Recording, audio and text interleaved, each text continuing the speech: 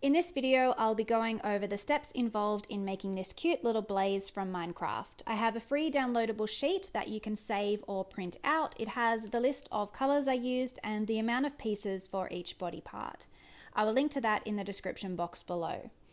I'm using a few basic tools, and it doesn't matter what size or shape your cutter is as long as you use the same one throughout the sculpt and keep the clay thickness the same every time you roll it out. This will ensure the correct ratio of all body parts. Let's start with the blaze rods. I'm making 9 in total. Each rod is made up of one piece, 3/8 brown, 1/8 orange, and 4/8 yellow. Soften the clay, roll them into cylinders, and press the 3 colors together.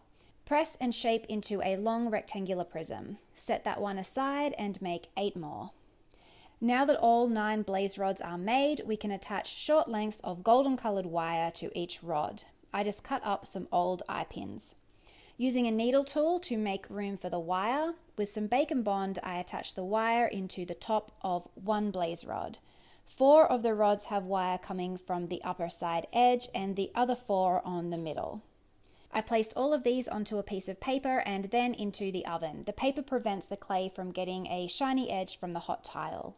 Moving on to the head, this is made up of 12 pieces total. I have 4 pieces of the brown, orange, and yellow. I'm taking an orange and yellow and an orange and brown to mix as transition colors. I cut that new color mix in half and am going to mix that in with another yellow. Doing the same with the brown, but this time mixing it in with another orange. Now we can condition and stack these colors together. I keep rolling, pressing, and shaping until I am happy with the blend. Then I can press it into a cube. With a flat silicone tool, I lightly mark where the eyes will be placed, then define the shape into 2 rectangles. Roll out a small amount of white and black and cut into small squares. Place the white squares on the outer sides of the eyes and the black squares on the inner sides of the eyes. Press face down onto the tile to flatten into position. Place a hole in the center of the 4 lower edges of the head as well as the center of all the side edges. With some bacon bond, we can now attach the blaze rods to the blaze. I used a needle tool underneath to help keep my fingers off of the raw clay. Lastly, I removed the needle tool and replaced it with the final blaze rod.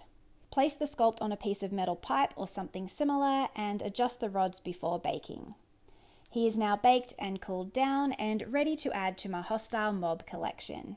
My next clay video going up will be on the making of the Warden.